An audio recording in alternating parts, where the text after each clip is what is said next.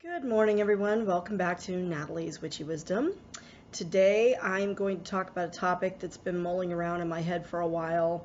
I've been watching several videos of late from different people that have had some excellent ideas that I want to share and pass on. If I can get the links and figure out how to get the links into the down bar to these people's specific videos, I will do so. If not, I'll give you their names so that you can look them up and find them for yourself. And I'm going to try to avoid saying because it drives me nuts when speakers say Nope, there I go again. See? I am that person that sits in the audience and starts counting how many ums you say. So I try to avoid doing that in my own talking. The topic I want to talk about today is words. Words as a tool. Not just for the witchy person either. I think that this is going to be a video that kind of, I hope, transcends just the witchy community, because I think it's something that's important to people in general. I think it's something that is very wrong with our society today as a whole. We underestimate the power of words. So I want to start out by talking a little bit about neurology, because I am a science-based individual. I have 2 Masters of Science degrees, and I am working on a PhD in child development, which is a science-based field. So what I would like to talk about a little bit, and it's not going to be like a full, neurology class, so don't freak out on me, but I have this adorable little brain. I don't know how clear you can see that, but hopefully it's enough that you can kind of see. And as you can see, I have labeled the various sections of the brain simply because I was bored in the workshop I was in, but I thought the brain was cute. So that is what I'm going to use as a model. Now, my husband has a problem with my path because he says, how can you, as a scientific person, a person with 2 Masters of Science degrees, believe in magic? Well, because it's the people who believe in magic that drive the world. And what I mean by that is a lot of people have a very misguided idea of what magic is. Even a lot of people that come into the field of witchcraft have a very Hollywoodized, glamorized idea of what magic is and what the practice of magic means. And so they come into this field with thoughts of Harry Potter and wands and witch wars and zapping people and, ching, I'm going to change you into a toad. And we all know that that's not really how that works. Belief in magic, our definition of magic is the manipulation of universal energies around you all the time. Anybody who has switched on a light bulb should be able to believe in the practice of magic, because all that is magic. It's the harnessing of energy and directing it for a purpose. Edison was not the first person to believe that this was possible, by the way, for those of you that think that perhaps Edison was. No, Edison was not. But he was the first one to get it published and patented. So, thank you, Thomas Edison. Anyhow, when you are talking about energy, we know that energy surrounds us all the time. Everything around us has some form of energy. Everything is made up of molecules and atoms that produce energy. And yes, that does include rocks. I know my husband says, how can you believe that rocks have energy and rocks produce energy? That's the most ridiculous thing I've ever heard. In my most basic hearing science classes, we talked about something called fundamental frequency. And what that is everything puts out some form of energy. It vibrates at a certain level. Think about the opera singer. When she hits the right note, she shatters the wine glass. Why does that happen? Fundamental frequency. She has matched her frequency of her voice to the frequency of the glass, and that causes the molecules to shatter, to separate. Everything has a fundamental frequency. If I could find the right frequency, I could shatter your body. I could shatter this computer. I could shatter this crystal. I could shatter this crystal. They don't have the same fundamental frequency. Fundamental frequency is very unique to each item. Now, that being said, I am going to state that there's not a lot of scientific basis for crystal healing. Those of us that use crystals know that there are some energies that you gain from that that helps you. There may not be a scientific base for it. Okay, so what? Some things are driven on faith. Science does not explain everything that goes on this planet. There is a lot of stuff that science thought it knew that it turns out it was the complete opposite. So you cannot base everything in science. Okay, science is based largely on observation, then experimentation and conclusion. So a lot of times people believe things for a long, long time, and then it turns out that some new research shows that it's not true. Okay, so I take a lot of what I read with a grain of salt in terms of science, because I think to myself, that's kind of interesting. I wonder if that could be duplicated. So that's how I think. But it does not deter my belief in magic, because I understand that magic is not Harry Potter, okay? We like that idea. We wish it worked that easily. That's not how it works. But we do know that we can manipulate the energies without, through us, and around us to create a means or an end to a means. Means to an end. Sorry. So, that being said, I want to talk a little bit about the neurology of the brain. Here's your brain. Not your brain on drugs, just your brain. This area of the brain right here is what we call the reptilian brain. This is what we call the mammalian brain. All of your cerebellum up here. That's your gray matter. Down here at the bottom of the brain, this little area right here, this is your hippocampus, which ends in the amygdala. The amygdala is a little organ, a little bit smaller than this quartz crystal right here. And the amygdala is the area of your brain that controls your emotional response, your ability to read people's body language, to read particularly faces. Kids that have autism spectrum disorders often have a much smaller amygdala than typically developing kiddos. So they have a harder time reading the body language, understanding the sarcasm, that sort of thing. Now, the hippocampus here controls the amygdala. It tells it when to turn off and on. Now, I was at a workshop a couple of weeks ago because as a speech language pathologist, I have to have so many CEUs, or continuing education credits, per year to keep my licensure and to keep my certificates of clinical competence from ASHA. And I went to one called 101 Immediate Tips, Tools, and Strategies for Children with ADHD, Dyslexia, and Autism, working with brain-based strengths. And it was by a woman named Lori Benson Adams, and she is a master's of education. She is the mother of a special needs child, and she was actually a very good presenter. I didn't feel that I learned anything I hadn't already had because I'm a PhD student, so I'm not a typical speech pathologist. I've continued my education. I've gone on to a PhD in child development. I have an intimate understanding of neurology and development that other professionals in my field don't necessarily have because I've had extensive hours in it. So I didn't really learn anything new, but she did use an analogy that I absolutely fell in love with. She likened the amygdala, this little organ down here, and the cerebellum as a village and a dragon. Love that analogy. And it's spot on. Think about your brain upside down. Dragon's up in the cave. He's sleeping peacefully. As long as the dragon's asleep, the villagers are functioning fine. Everything's cool, no problem.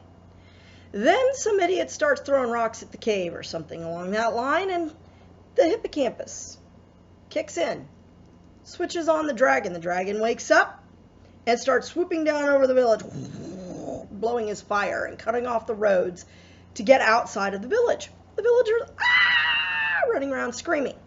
That's exactly what happens with the amygdala, okay?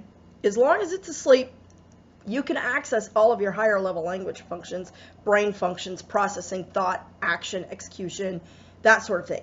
When the amygdala kicks in, it cuts off your access to your higher brain function. You literally cannot think. You cannot process. You cannot problem solve. So emotions are very, very powerful. Why is that important to this discussion about words? Well, because we know scientifically that the brain works on energy, that the brain is run by electrical impulses. It is run electronically. Your brain is electric, okay?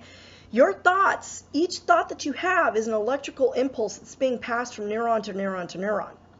Words are included in that because, like it or not, it manifests here before it manifests here.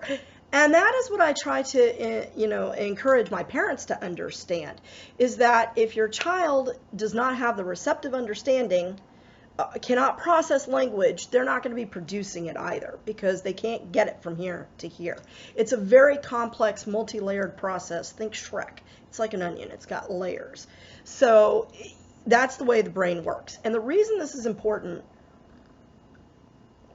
is because each word that manifests itself in your brain, even if your words are pictures, because some people do not think in words, they think in pictures. But pictures are words. They're just visual representations of words, thoughts. So what happens is emotions can affect your thoughts, okay? If someone does something, says something to you, those words go into your brain. They go into the auditory, which is on the left side of the brain, by the way. They go into your auditory center. Your auditory center takes the words, sends them over to the parietal lobe, which is your sensory center. It decides where all of this information gets stored. The parietal lobe goes positive, negative, ding, ding, ding, and then it tells the rest of the body how to respond and where to store that memory. Can get sent to the frontal lobe, which decides action. Motor strip runs here. Fist. You think my mom is fat and ugly? Okay. Now, the problem is sometimes it triggers the amygdala.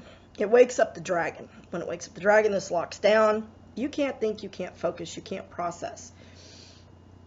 That's important because words are very, very powerful. Words have the power to invoke that emotional response in people and in you. And when you are in your reptilian brain, you cannot access your mammalian brain. You cannot think. So it's a very powerful tool. In the field of family sciences, we call it differentiation. I know this because in my field of study, child development, even though my PhD is child development, I have been required to take a lot of the same classes as the marriage and family therapists. Our two fields are housed in the same department. So a lot of our degree plan crisscrosses. They have to take child development. I have to take family planning, family development, and therapy classes. And one of the best classes I've ever taken, I wish everybody had to take this class, I wish they offered it in high school, is family of origin.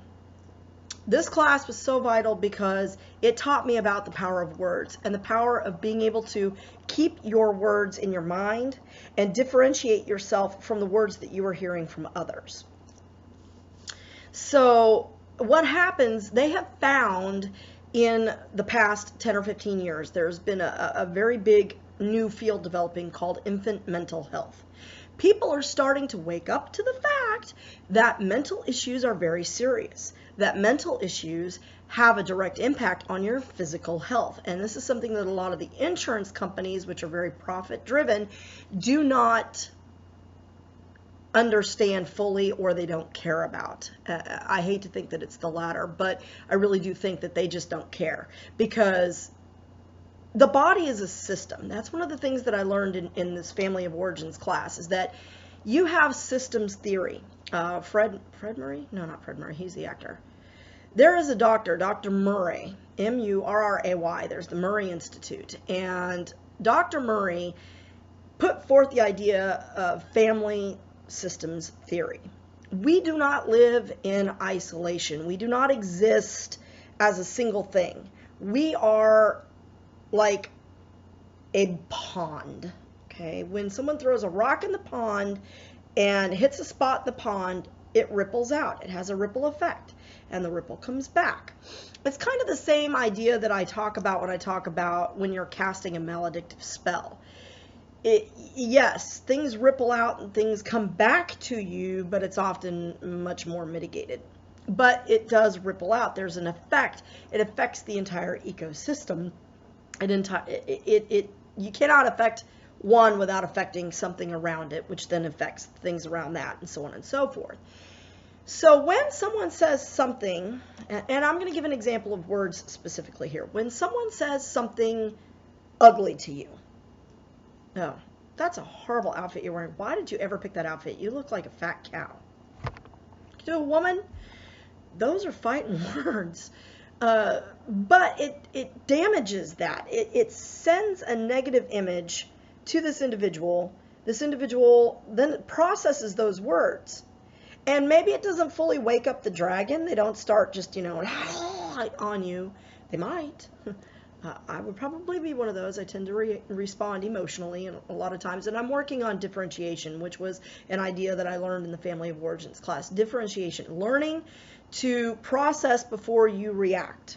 And that is very, very difficult because those words hurt.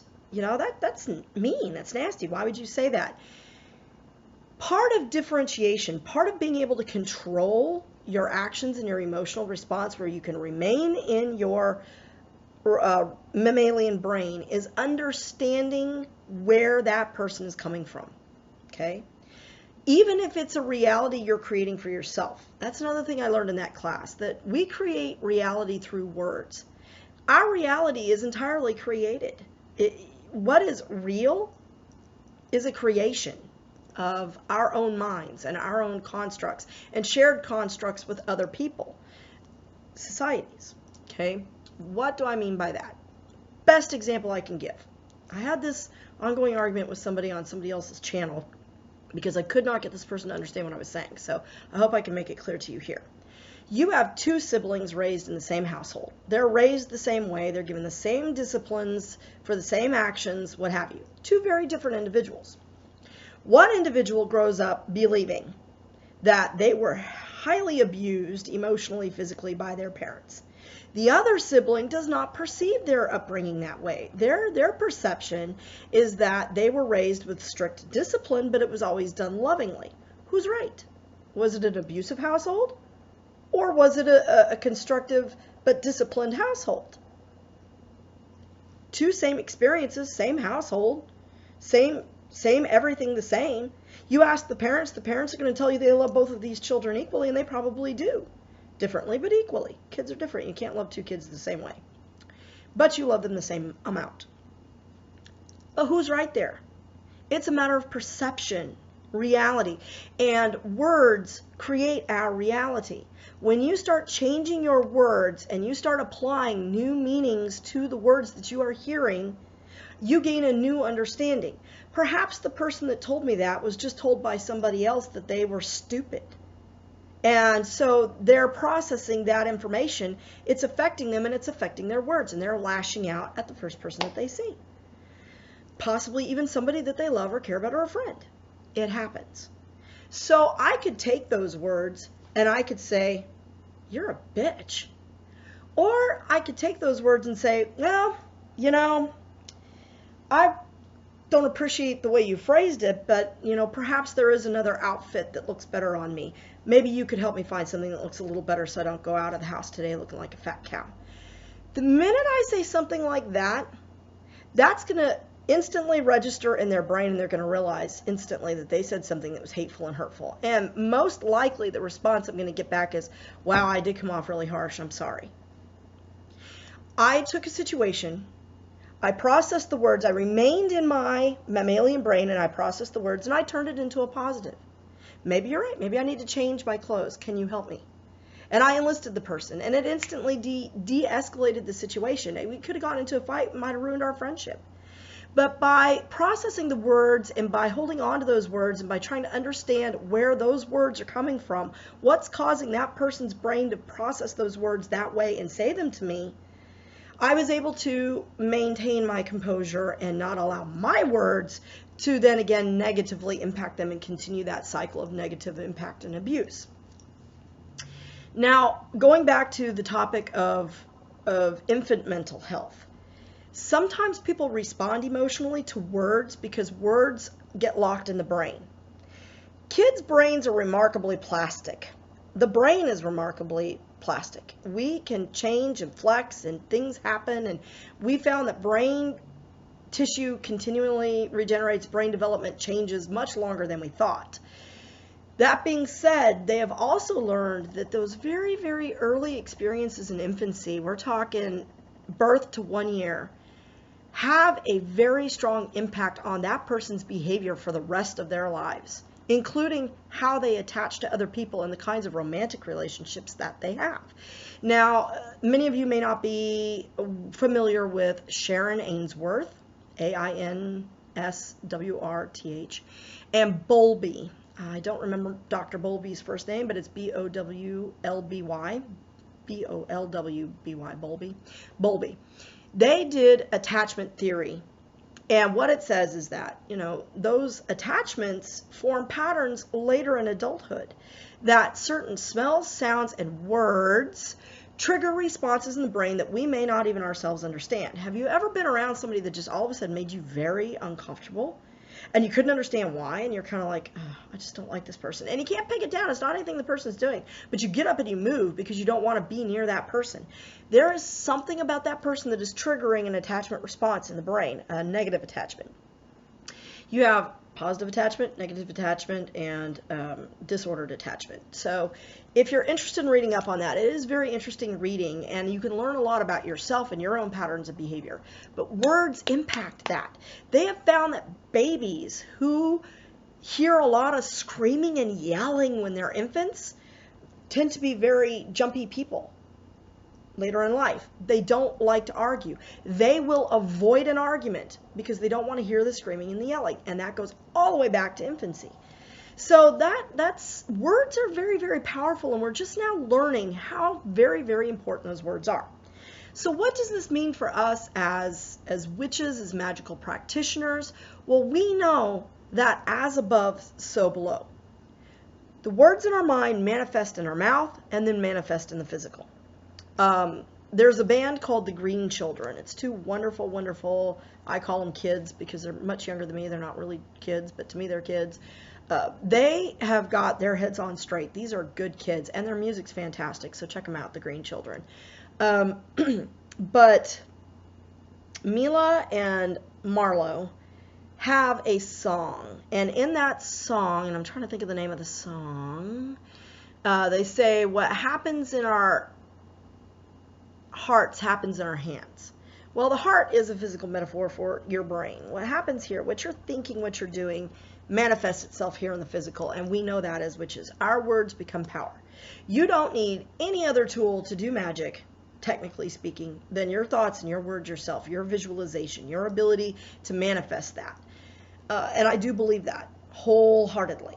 However, I think that a lot of times we get so caught up in today's busy world and in technology that we forget about the power of words, because words have not gone from being verbal to being texting, typing, and we forget that even that is still a manifestation of our words.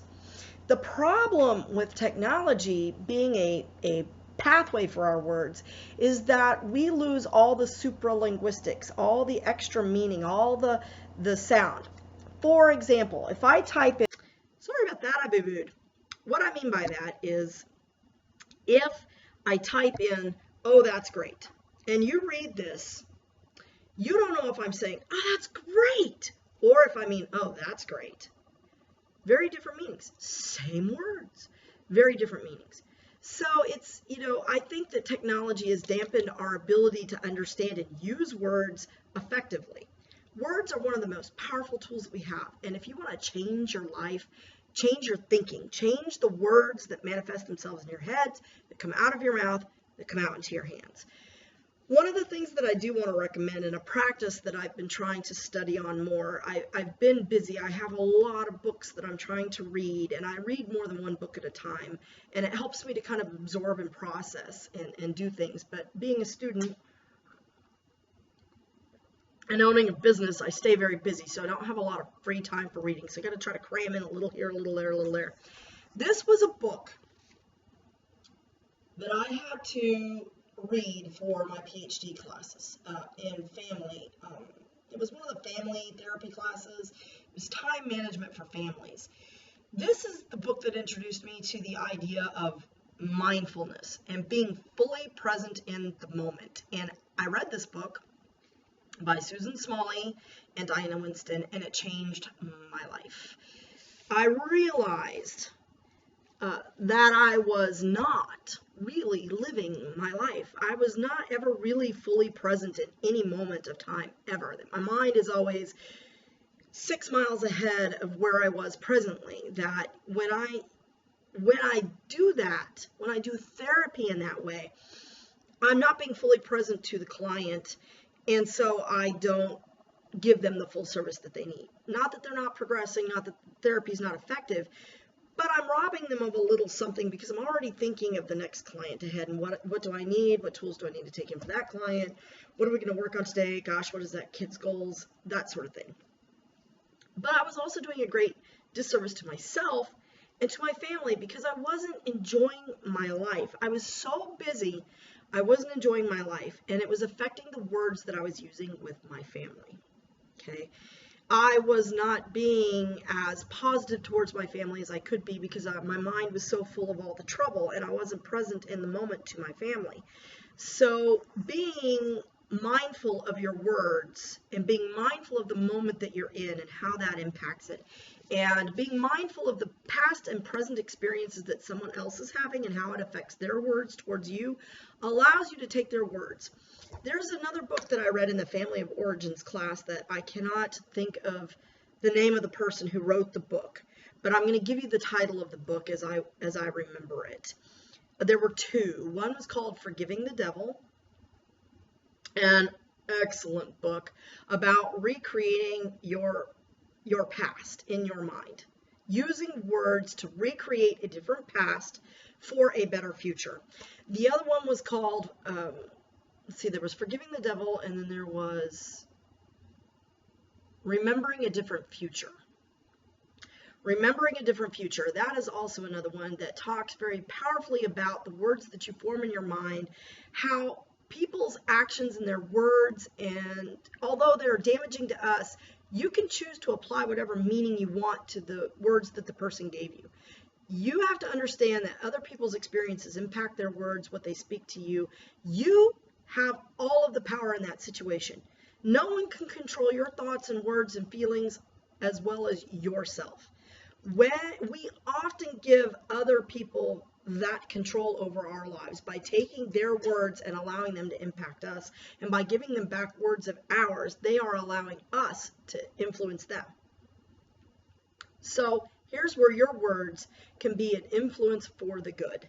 Okay, you can take what they're saying, and without allowing your dragon to wake up, you can process and say, gee, that was an unusually really awful thing for this person to say to me. Perhaps they're having a really bad day. Maybe I should say, boy, that was a strong statement you gave me there. Did something happen today that put you in a bad mood? Would you like to talk to me about it? Is there something I can help you with? That person's going to go, wow, yeah. Sometimes you're just going to come across toxic people. There are toxic people. There are people that are just so ingrained in their own negativity, they don't know how to break out of it. My husband, I think, is one of these people. I think he's been negative and put up walls for so long, he doesn't know how to take it down or how not to be that way. Everything that comes out to him comes out in a negative. Everything. The world is always on the edge of tragedy. Our business is always on the edge of collapse. Our business is always on the edge of bankruptcy. We're just 2 steps away from it all the time. And that's the way he constantly thinks. And I have had to learn to not let his words impact me in a negative way. I realized I was giving him an awful lot of power by letting his words rule my thinking, my thoughts, and my words. And it's still very hard sometimes. I take my little crystal that he gave me and I think to myself, I need purple power right now, please, give it to me. I have started carrying some quartz crystal. I got this lovely piece of quartz crystal from Nadia Romanov, and I carry it with me almost all the time because it helps me. I take that, if nothing else, for a placebo effect. It helps me to just say, okay, this is one piece of clarity in my life. I can look through this and it is clear, and this is the view I'm going to take on everything that I see. I'm going to realize that he's panicked about the money. With him, it's always about money. I can almost always put it down to either 2 fears: money, rejection. And by knowing this, by understanding that and analyzing his behavior and his words in a way that was separate from my own words and thoughts, I was able to understand that. It's allowed me to take a much better approach. Not that I don't still sometimes jump into that dance of fighting. And here's the thing about that. This is the other key thing that I learned in that family of wordness class when it comes to people's words. Words are a dance. Okay? We fall into patterns based on those patterns of attachment that we get in our childhood. And we both do this dance. What happens when somebody starts dancing differently? The person over here can't keep up. They can't keep dancing the same dance. So if you change your dance, you learn to differentiate yourself. This person's going to have to change their dance to match yours, or they're going to stop dancing. And sometimes that's for the best. Sometimes you have to get those people out of your life that just so negatively impacted that you just can't stay with it. And my instructor told me, you are going to hear that person say, change back. True story. That year, that particular semester, I started really putting my focus on my own words and the power of my own words, and looking at it and analyzing my behavior and saying, you know what, they're right. I need to learn to differentiate myself and not respond on a base emotional response to these words, because these are just words that are coming at me. I need to understand where they're coming from and the energy behind them in order to understand an appropriate response to those words. And my husband and I used to argue a lot. We would fight and yell and throw things and, hit each other. And it was awful. It was a horribly toxic relationship. And one day I was just standing there by the bar, and he's just yelling, and he's right in my face, and he's yelling. And I'm just thinking to myself, I'm going to stay in my box. I'm not going to jump out of my box. I'm not dancing this dance anymore. And I was allowing my mind to think on other things for the moment and not process his words, because his words were very toxic. He told me at one point that I was a horrible wife and a terrible mother. That was powerful.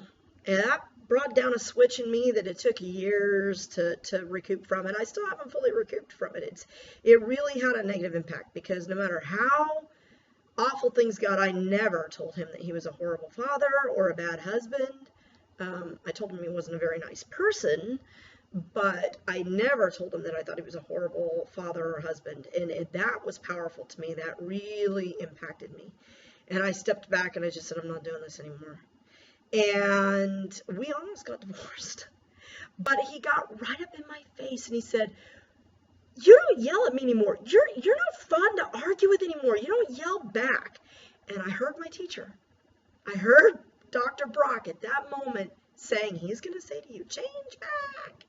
Change back. It may not come out that way, but that's what he's going to say. And I realized she was 100% correct. And that moment was the pivotal moment in our relationship. And I looked at him and I said, no, I'm not dancing your waltz anymore. It's toxic. It's slush. And I want it out of my life, and I'm not dancing it anymore. So either you're going to change your dance, and you're going to dance with me, or you're going to find a new partner. And it shocked him enough that he started really trying to make changes. Now, he still flips out over the money, and he still gets very toxic when the money's there. But again, I don't think he knows how to break out of that, which is crazy because he's a social worker, so he's had a lot of the same classes I've had to have through the LMFT side of my program.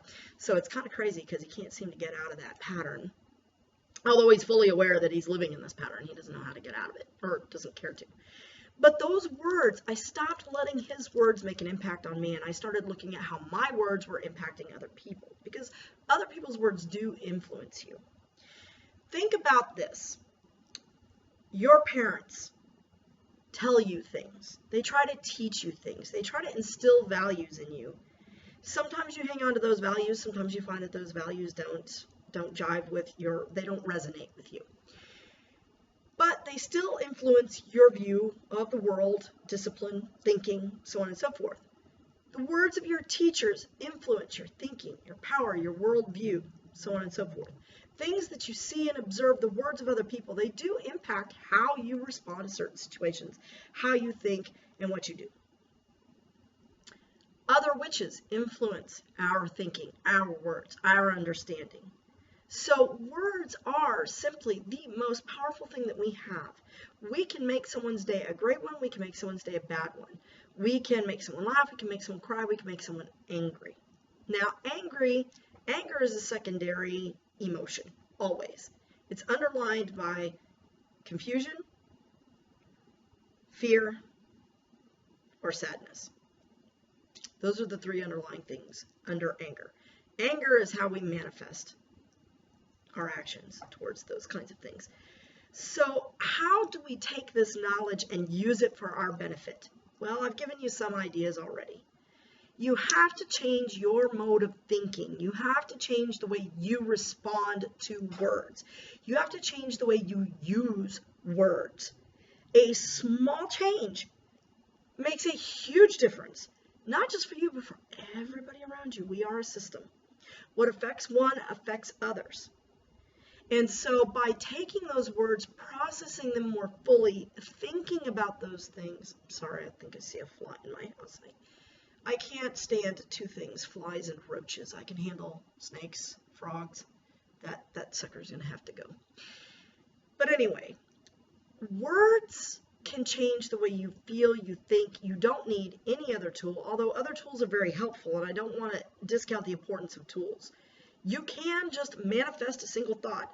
Eva Maria talked about this in a video recently. For those of you that are not familiar with Eva Maria, you need to check out her channel, Eva's House of Spirit. Joey Morris also had a good video recently on depression and working with the dark goddess, and she talked a little bit about this, that you know, your feelings, your emotions govern your actions. Your words govern your actions. So check them out because they have some great ones. Also, Ralph Smart, Infinite Waters Diving Deep.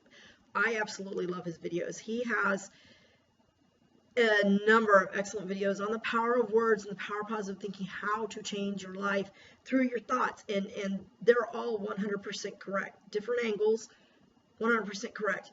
You can start with yourself, changing the words in your mind. Thinking to yourself, this day is going to be a good day. Not worrying about, not planning, oh, I'm going to have a good week next week so much as thinking that I am having a good day today. I think even Sunshine Morning Ray talked about this in one of her, in her video about sigil magic. She was talking about when you create a sigil, you don't do it based on this is what I want. You do it based on this is how it is, because our words are that powerful. What you say is. When people set goals for themselves, it's not the people that say, well, one day I'm going to do this. One day I'm going to go to Europe. It's those that say, I'm going to Europe, that get there. They might need time. It might not happen immediately, but it's going to happen. That is going to happen. This person is going to get to Europe and see these things that they want to see. Somebody who says, I am going to finish my PhD. Might take me a while. I am going to make that happen. This is going to be the year that I finish my PhD. Period. That's it. It's done. It's there. It's done. It's out. Now you're going to start working. You're going to start taking action to make those words manifest. That is how words work. Words become actions. Actions become events. Events are what change our lives. They create memories. They create all of that. Sorry. I'm sure you can hear my dog barking in the background. I know that this video was a little bit rambly, but I hope that I've driven home the importance of the power of words, the power of thinking words, the power of using words with others, with yourself. You can make a positive impact on your life by simply changing one thought. I am going to make the changes to my body that I want to see. I am going to exercise. I am going to meditate. I am going to be fully present in this moment and be there for the people that I need to be there for. I am going to be a better person because I'm going to do this, this, and this. By making those words action statements, you are setting it in motion. It's going to happen. So remember that your words are very powerful. Remember that your words influence other people, that they're going to process your words based on actions that they have had or experiences that they have had. And that when you say something of a negative nature to someone, it might come back to you based on their responses. When someone says something negative to you, you have the power to take those words and make it into something positive. Wow, you're right. You know, I hadn't noticed that I look really lumpy in this shirt. Maybe you can help me find something that would look a little better so I don't walk around looking like a fat cow today. Makes all the difference in the world. So take those words, understand the power of your words and the power that they have to change your life and to manifest changes in the lives of others. Make it positive, and positive will happen for you. Now, you can't completely separate the negative, and this is an important point that I want to make before I close this video, because we understand as witches that the world is not all happy, love, light, and rainbows. We'd like it to be, but it's not. And frankly, we don't really want it to be, because you can't grow without the negative. Think about it this way. A forest fire might come off as a very negative thing. People lose homes, animals die, the ecosystem is temporarily destroyed in that area. However, new pine trees cannot grow, new plants cannot grow with all that superfluous undergrowth that's already dead. That stuff needs to go away, and a forest fire is the cleansing mechanism for that. Pine cones cannot release their seeds without fire. I don't know how many of you know that, but it cannot open and release the seeds without heat. So the fire is what allows new trees to grow. It gets rid of all that superfluous undergrowth, all that extra stuff you don't need anymore. It gets rid of it and allows for the new growth. It is the same thing with any negative experience in our life. Nothing is entirely negative, entirely positive, even the loss of a loved one. And this is something that I'm dealing with. I lost a friend recently, somebody I really truly call a friend. She was very special. She accepted me as I was. She never questioned. She never made fun of me. She never told me that I was evil or going to hell. She understood that this is who I was and accepted me as I was. And that to me meant more than anything, because I often got more support from her than I did from my own husband. So, you know, her loss has been difficult for me, but now I'm trying to deal with the understanding that energy is neither created nor destroyed. She is still here with me, just not in the physical. And perhaps she's more special to me now than she was, you know, in the flesh, because now I really truly have her with me everywhere. At least that's my reality for that. But, you know, the negative things that people say to us, we have the ability to look at the positive side of those things and turn it into a positive, not just for ourselves, but for that other person. Because when you say something, as I've demonstrated, it's going to wake that person up to their words and to the power of their words. And they're going to say, man, yeah, I guess it was really strong. I'm sorry, you know, and they're going to understand that, gosh, what I said was just something really hateful and hurtful, and I probably should have been a little more careful about what I said. And they may be more mindful of their words the next time they come along a situation, you know, because now they're going to start processing, why did I say that way? That was really awful of me. They may not care. They're just some bad people. That's the case. Again, they're toxic people. Forest fire them out of your life. Same thing with a rain. You cannot have growth of new life and new plants without rain. We would die without the rain. We need the clouds, we need the darkness, we need the torments, the storms, because those are what allow us to grow personally as well as professionally. Sometimes one of the best experiences you can have as a young person is to get canned from a job. The first time you get canned from a job, you start to realize there are boundaries to things that you can say and do, and that your actions impact your job. You know, it's a harsh lesson, but it's a lesson. And it's one that, you know, Joey talks about very, very well in that video about the dark goddess and depression and so forth. That, you know, working with deities that are dark in nature is not a bad thing. There are two sides to everything.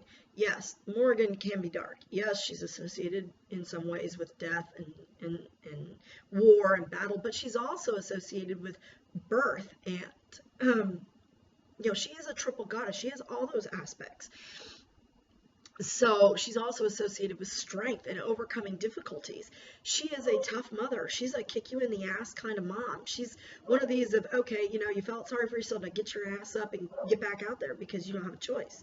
This is how it is. Take it, learn from it, grow from it, move on. And I think Joey encapsulated that beautifully in her video. So please go and watch Joey Moore's.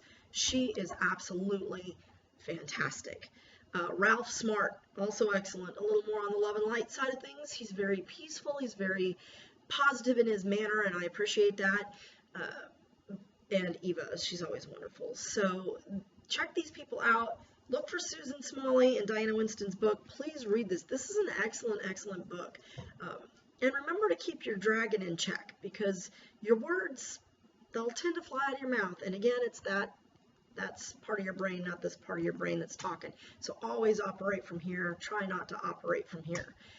There are going to be times when you can't. Maybe you just need to walk away from the situation and take a cool down for a few minutes. But remember that your words are so, so powerful. Your most powerful tool. Use them wisely, use them well, and use them for growth. Try not to do something damaging with your words, because it is damaging to yourself as well. Hope you all have a wonderful day, and I hope that this has been beneficial to you. Peace and have a good day.